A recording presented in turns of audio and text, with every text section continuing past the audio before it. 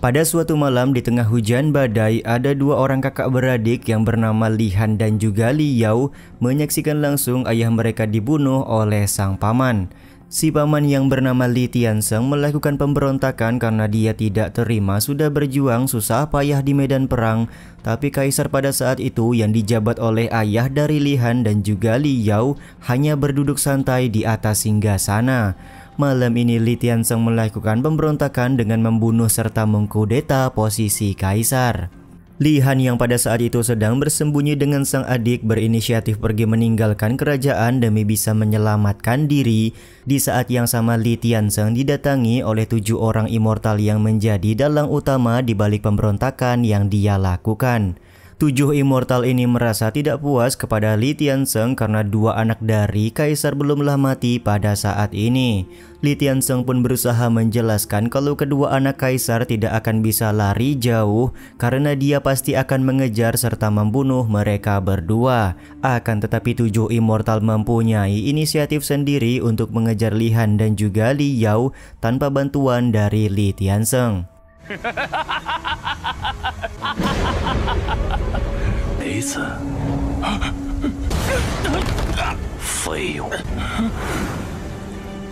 Sementara itu di tengah hutan, Li Han dan Li Yao masih berusaha lari sejauh mungkin untuk menyelamatkan diri. Tapi tentu saja kedua bocah ini tidak bisa lepas dari 7 immortal yang mempunyai penglihatan berbeda dari kebanyakan manusia fana. Salah seorang immortal berencana langsung membunuh Li Han dan juga Li Yao untuk memusnahkan semua keturunan kaisar pada saat ini. Tapi salah seorang immortal berkata mereka tidak bisa membunuh manusia fana dengan tangan mereka secara langsung karena hanya akan mendatangkan sebuah masalah. Untuk itulah mereka akan menggunakan sebuah serangan guna membuat 2 bocah itu jatuh ke dalam jurang dan mati di dalam jurang tersebut.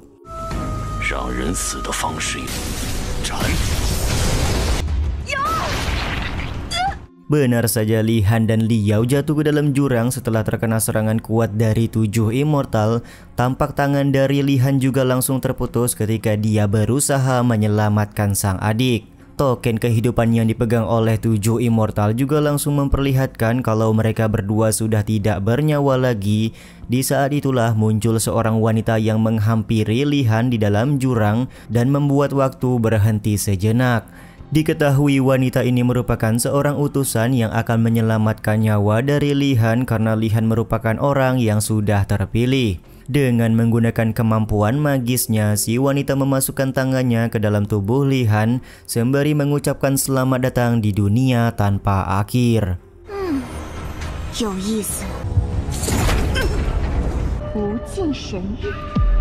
Singkat cerita, beberapa tahun kemudian, tepat pada hari ini, Li Tiansheng akan dinobatkan menjadi kaisar baru.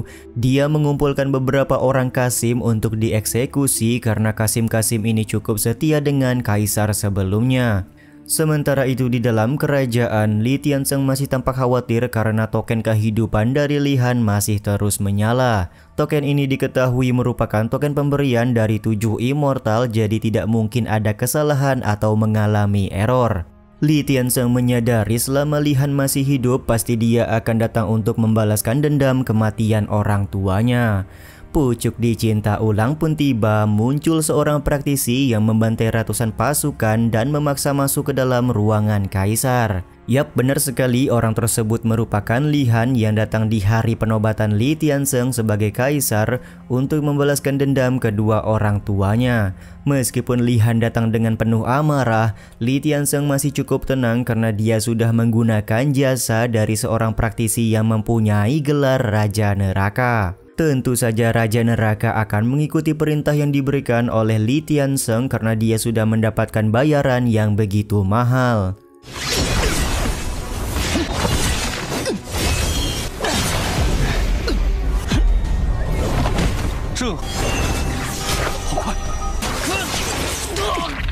Dari beberapa momen pertarungan, Li Han benar-benar dibuat tidak berdaya oleh Raja Neraka. Situasi ini pula yang membuat Li Tiansheng buka suara di mana menurutnya Li Han dan kedua orang tuanya mempunyai kemiripan, yaitu mereka terlalu baik kepada orang lain.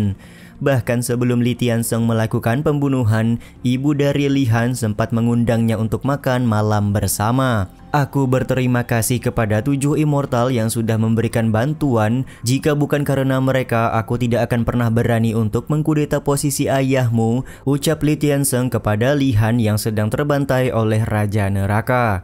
Pada saat-saat terakhir, Raja Neraka juga berhasil menancapkan pedang di dada Li Han, sekaligus menyelamatkan Li Tianseng dari serangan Li Han yang ditunjukkan kepadanya.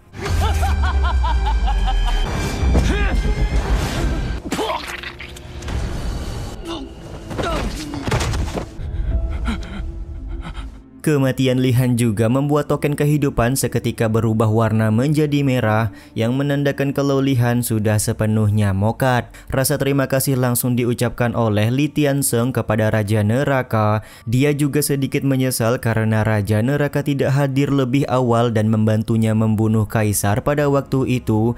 Diketahui Li Tianseng sangat muak bekerja sama dengan 7 immortal yang mempunyai sifat menindas manusia fana.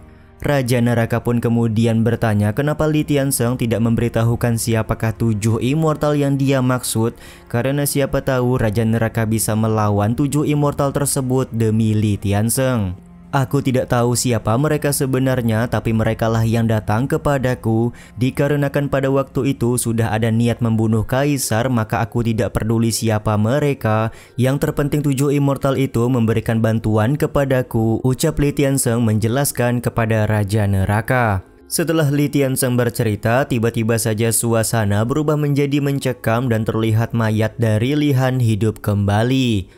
Li Han juga mempertanyakan apa yang sebenarnya diketahui oleh Li Tianseng perihal 7 immortal yang pernah membantunya waktu itu. Dengan perasaan takut, Li Tianseng menjelaskan kalau dia sama sekali tidak mengetahui informasi mengenai 7 immortal secara detail, karena di dunia kultivasi 7 immortal tersebut memang dilarang untuk ikut campur di dalam urusan manusia fana. Sebuah kejutan terjadi di mana ternyata Li Han yang berhasil hidup kembali merupakan gadis utusan yang pernah menyelamatkan nyawa Li Han beberapa waktu yang lalu. Sebuah plot twistnya adalah Raja Neraka yang sudah membantu Li Tianseng selama ini merupakan Li Han yang sebenarnya. Li Han langsung membunuh Li Tianseng di hadapan semua orang sembari mengumumkan kalau dia akan menduduki posisi Kaisar karena dia merupakan keturunan langsung dari Kaisar Li sebelumnya. Kasim yang sebelumnya mendapatkan siksaan dari Li Tianseng juga langsung memberikan penghormatan kepada Kaisar Li Han.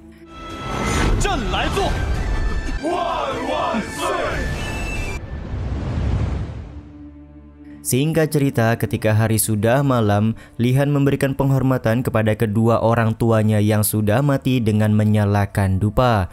Tapi di satu sisi, gadis utusan meminta Li Han untuk segera melakukan tindakan pertama sebagai kaisar daripada membuang-buang waktu seperti ini.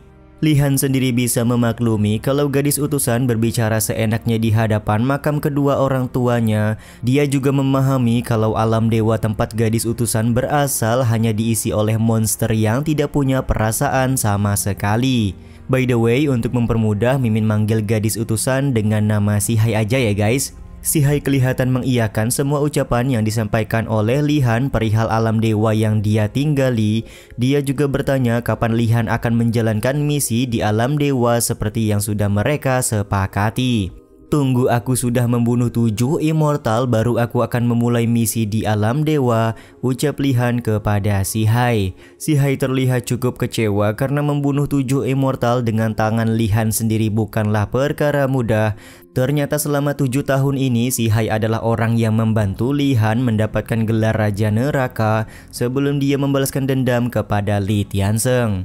Jangan lupakan juga kalau aku merupakan gadis utusan dewa yang bisa kapan saja membunuhmu, ucap Sihai memberikan ancaman kepada Li Han. Li Han sendiri tampak tidak takut dengan ancaman tersebut karena Bang MC paham kalau Sihai tidak mungkin membunuhnya karena dia merupakan orang yang terpilih. Si Hai juga tidak bisa menahan semua keputusan yang dibuat oleh Li Han sendiri. Untuk sekarang Li Han berencana memancing ikan keluar dari dalam kolam. Dengan kata lain, dia akan memancing orang-orang yang sudah bekerja sama dengan 7 immortal keluar dari persembunyian mereka. Benar saja, gebrakan langsung dibuat oleh Li Han di hari pertamanya menjadi seorang kaisar. Li Han berbicara di hadapan semua orang kalau dia akan turun dari tahta kaisar untuk melanjutkan perjalanan menjadi seorang immortal. Singkat cerita, di hari pertamanya turun tahta, Li Han membuat sebuah kompetisi untuk semua sekte guna mempertontonkan kemampuan mereka di tengah altar. Jika Li Han merasa tertarik, maka dia akan bergabung dengan sekte tersebut. Beberapa orang ketua sekte mulai menunjukkan kemampuan mereka di tengah altar. Ada yang berasal dari sekte binatang buas dan juga ada seorang kakek yang berasal dari sekte Taisu. Si kakek yang lama ngebacot di tengah altar langsung dibawa turun oleh pihak keamanan karena jika hanya ngebacot saja tidak akan bisa meyakinkan Li Han untuk masuk ke dalam sekte miliknya.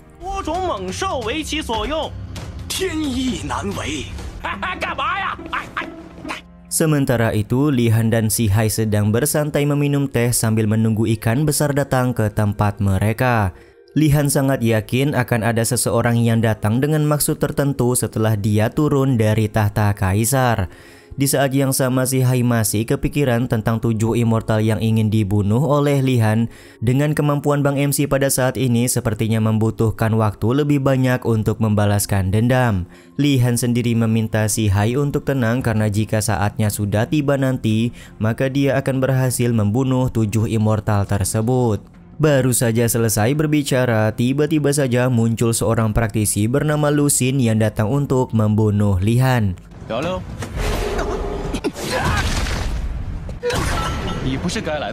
Tampak dengan begitu mudah Li Han berhasil memukul jatuh Lu Xin sembari bertanya siapakah orang yang sudah mengirim Lu Xin pergi ke tempat ini. Tapi di sini Lu Xin belum menyerah begitu saja dan masih melakukan perlawanan kepada Li Han.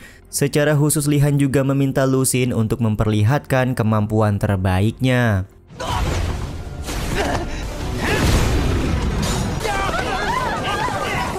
Sementara itu, si Hai hanya memantau pertarungan sambil memberikan penilaian kepada Lu Xin dan juga Li Han yang bertarung menggunakan atribut api. Meskipun sedikit kecewa, si Hai tampak memberikan nilai 0,5 dari 100. Di saat yang sama Li Han langsung melakukan serangan terakhir untuk menjatuhkan Lu Xin. Dia juga kembali memberikan pertanyaan terakhir perihal siapa orang yang sudah mengirim Lu Xin untuk menemuinya. Lu Xin sendiri ternyata baru menyadari sebenarnya Li Han punya kultivasi yang sangat tinggi. Untuk itulah dia akan melakukan serangan terakhir dengan mengorbankan nyawa.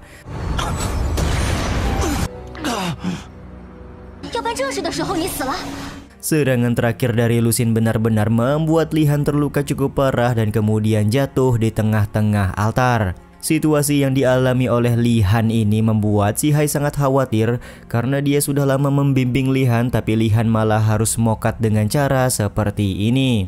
Dia kemudian masuk ke dalam altar untuk melihat keadaan Li Han dan menemukan sedikit keanehan. Yap, ternyata sebenarnya Li Han masih hidup tapi dia berpura-pura mati untuk memancing ikan besar dari dalam kolam. Benar saja, dalam beberapa waktu ikan mulai keluar dari dalam kolam. Yang dimaksud ikan merupakan seorang praktisi yang sudah bekerja sama dengan 7 immortal yaitu Zhang Zhenxuan. Kematian Li Han tentu saja memancing Zhenxuan untuk muncul dan sepenuhnya mengambil energi spiritual di dalam mayat dari Bang MC. Tapi betapa kagetnya Zhenxuan ketika mengetahui tidak ada setetes energi spiritual yang tersisa di dalam tubuh Li Han. Dan ketika dia membuka kain penutup, ternyata yang sedang berbaring di atas meja adalah si Hai. Anjay, kena prank.